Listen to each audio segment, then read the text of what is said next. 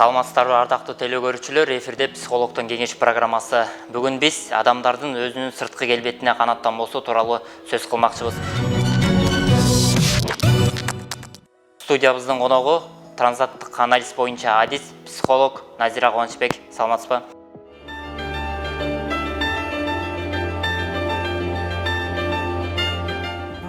Адамдардын өздөрүнүн сырткы келбетине канааттанбоосу негизи жер жүзүндө өтө мындай жайылган кандайдыр бир көрүнүш деп айтсак болот.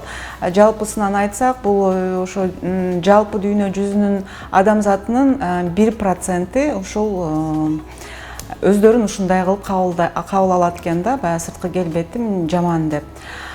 Бул эмнеден келип чыгат десек, негизи көбүнчөсү бул баягы кичине кезинде бардык нерсе үй бүлөдө башталат деп көп айтылат эмеспи? Бул проблема дагы ошо үй бүлөдө башталышы мүмкүн. Себеби дегенде кичинекей бала чоңоюп атканда эгерде көпчүлүк учурда баягы мактоо албай, мээрим, сүйүү көрбөй, дайыма сен андайсың, мындайсың, ушу түрүң суук деген сыяктуу, бутуң мындай, башың мындай, кулагың тигиндей деген сыяктуу көп сөздөрдү үйдөн, же болбосо жакындарынан, же болбосо үйүндөн жакындарынан болбосо дагы ошол бала чагында тегерек четинен, сыртта ойноп жүргөндө балдардан, бала бакчага барып жүргөндө ал жерден кандайдыр бир ошол сөз угуп калган болсо, ошол ар бир адам психикасы ар кандай болот эмеспи? Ошол сыңарындай эле ошо балдардын ошол учурдагы психикасына жараша ошол бир эле сөз, кээде ошол бир эле сөз дагы өтө катуу синип, мээсинде бир орун алып калып, анан кийин чоңойгу чакты кээде болсо дээрлик өмүр бою аны менен кошо жүргөн бир жаман бир нерсе болуп калып калат да. Айтып кеткендей эле, кээде бул адамдын психикасына өзгөчөлүгүнө жараша да, кээде бул бир эле сөз болуп калышы мүмкүн, кээде бул дайыма ошо ата энеси, жакындары, бала бакчага узун мөөнөттүү барган болсо ал жерден баягы балдар шылдыңдап, улам баягы бир балким өзгөчөлүгү бардыр. Мисалы, мурду чоңураактыр, чын эле балким. Ушул сыяктуу өзгөчөлүктөрү дайыма терс жактан айтылып келе берген болсо, анда ошол сыяктуу болуп калыптанып калат. Андан кийинки себеп катары өспүрүм куракта дагы балдар баягы сырткы көрүнүшүнө өтө маани беришет. Бардыгы жакшынакай болуп турса деле күз күнү каранышып эле, бетин эле лупа менен карап, ар бир чекит, бетине чыгып калган ар бир безеткини дагы чоң проблема кылып көргөн убак болот да. Ошол убакта дагы балдар, ошол өспүрүм курактагы балдар өтө сезимтал болот. Ошол куракта дагы алардын сырткы көрүнүштөрүнө карата терс, же болбосо терс болбосо дагы балдар сезимтал болгондуктан аны терс өңүттө кабыл алып, аны андан ары өздөрү чоңойтуп, ошол терс идеяны анан ошону өздөрүнө сиңирип алып, анан кийин өздөрүндө ошондой сырткы келбетине, көрүнүшүнө байланыштуу терс пикирди өздөрү калыптандырып алышат да. Азыр мурунку суроого дагы кайта кетсек, андан сырткары дагы баягы бала чак, өспүрүм чак деп айттым. Андан кийин болсо, бул негизи адамдардын өзүнө ишенбегендик болсо, эгерде өзүнө ишенүү даражасы төмөн болгон адамдарда дагы бар да. Демек, бул сөзсүз эле кичинекей балдарда же өспүрүм куракта эмес, ал убакта жакшы болуп туруп эле кийинчерээк эле баягы адамдын психикасы дайыма өзгөрүп турат да.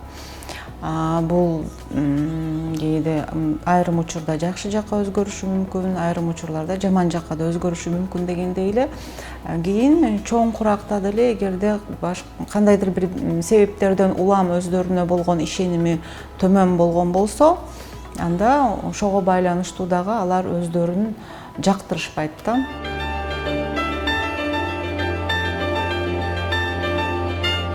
Биринчиден, ар бир адам сырткы келбет эң биринчи приоритет эмес экендигин өзүнө аныкташы керек. Себеби сырткы келбет, сырткы көрүнүштөн тышкары адамдык касиеттер биринчи планда турушу керек, ошону аныкташы керек. Андан сырткары ар бир адамда артыкчылык жана кемчиликтер бар, сөзсүз түрдө. ошолордун тизмесин түзүш керек.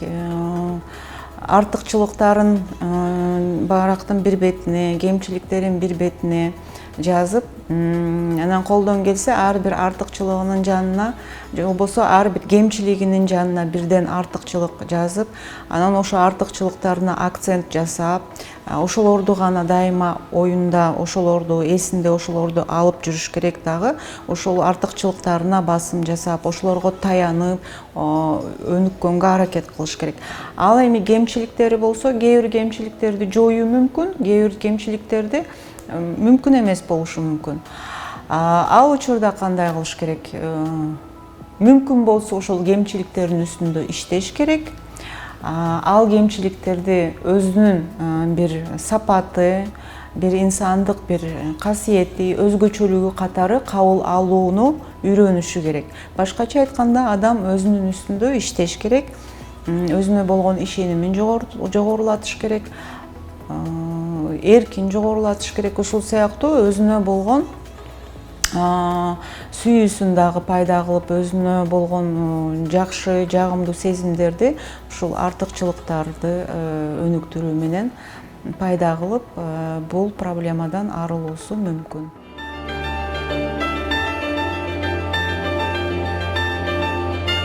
Эгерде адам өзүнө ишенбесе, эгерде менин көрүнүшүм, тышкы көрүнүшүм, келбетим жаман деп дайыма ойлой берсе, анда баягы көпчүлүккө аралашкан учурда деле элдин баары эле ошо анын өзүнүн оюнда чыгарып алган, же болбосо башкалар үчүн кандайдыр бир өзгөчө бир белги болбогон нерсени өзүнө бир чоң бир нерсе катары ойлоп ошону бекитип алганда, дайыма эле адамдар ошону карап эле, ошол жөнүндө сөз кылып, ошол жөнүндө ойлоп атат деп ойлой берет дагы, анан өзүнөн өзү чүнчүп калат да, анан элге аралашпаганга аракет кылат, элдин астына чыкпаганга аракет кылат, сүйлөбөгөнгө аракет кылат, көрүнбөй эле акырын эле жүрө бергенге аракет кылат да, анан жана мүнөзү өзгөрөт дегениңиз ушул болсо керек да.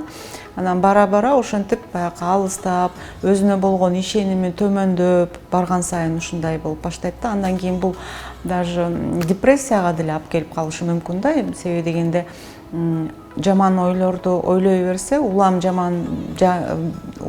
келген бир жаман ой өзүнө дагы башка бир жаман ойлорду тарта берет да. Ошентип бул чоң бир кесепетке да айланып калышы мүмкүн. Максаттарын аныктоо, мен киммин, кандай потенциалым бар, кандай мүмкүнчүлүктөрүм бар, инсан катары кандай өзгөчөлүктөрүм бар, ошолорду аныкташы керек. Жана айтып кеткендей эле артыкчылык, кемчиликтерин аныкташ керек. Эгер башкаларда болбогон артыкчылыктары бар болгонун көргөн болсо, негизи эле ар бир адам уникалдуу эмеспи? Сөзсүз түрдө ар бир адамда мындай басымдуу, жакшы бир-эки өзгөчөлүк болот. Ошолор менен иштеп, өзүнүн потенциалын дагы билип, анан кийин ошого карата багыт алып, өзүн реализациялоо менен өзүнө, коомчулукка, чөйрөсүнө жакшы, жагымдуу, пайдалуу иштерди кылуу менен өзүнө болгон ишенимин жогорулатып, ийгиликтерине басым жасап, бул акценттен арылышы керек.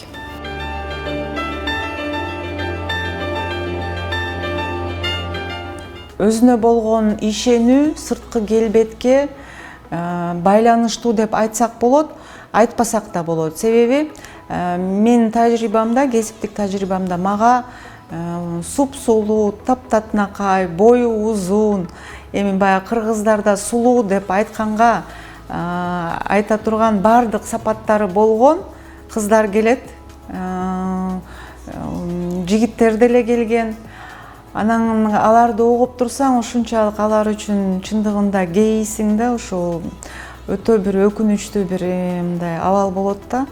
Анан кээде болсо баягы адамдар менен иштегендиктен ар кандай адамдар келет. Кээде болсо, мисалы, баягы сырттан караганда мындай өтө эстетикалык сапаттары жок, бирок өздөрүнө болгон ишенимдери ушунчалык жогору, баягы өздөрүнүн баягы жетишкендиктери менен бөлүшүп, максаттары менен бөлүшүп, ушундай бир аябай эме балдар дагы келишет да, өздөрүнө ишенген, абдан бактылуу, аларды карап абдан сүйүнөсүң. Ушундан улам мен айтып кетет элем, тышкы көрүнүш дайыма маанилүү эмес. Бул баягы маанилүү болгон жерлер болот. Негизинен бул маанилүү эмес да. Негизинен адамдык касиет, адамдык сапат, ар бир инсандын уникалдуулугу, ошол эң маанилүү да.